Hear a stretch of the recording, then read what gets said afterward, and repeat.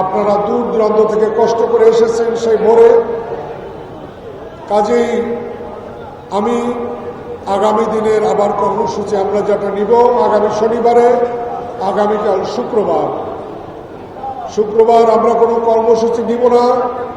আগামী শনিবার সকাল 10টায় আমরা এই নগর ভবনে উপস্থিত হব, নগর ভবনে জড়ো হব। এই নগর ভবনে জড়ো হয়ে আমরা প্রেস ক্লাব হয়ে বিক্ষোভ মিছিল করতে করতে আমরা প্রেস ক্লাবে যাব। প্রেস ক্লাব হয়ে আমরা সচিবালয় ঘুরে আবার এই ঢাকা দক্ষিণ সিটি কর্পোরেশনের এই স্থানে এসে আমরা আবারও কথা বলব।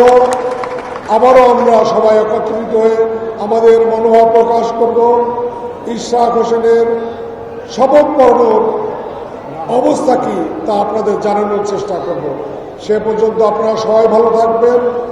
আরও সংগ্রামী ভূমিকা নিয়ে, আরও সংগ্রামী মনোভাব নিয়ে আপনারা আগামী শনিবার সকাল 10টায় ঢাকা দক্ষিণ সিটি কর্পোরেশনের ব্যাংক ফ্লোরে আপনারা উপস্থিত হবেন।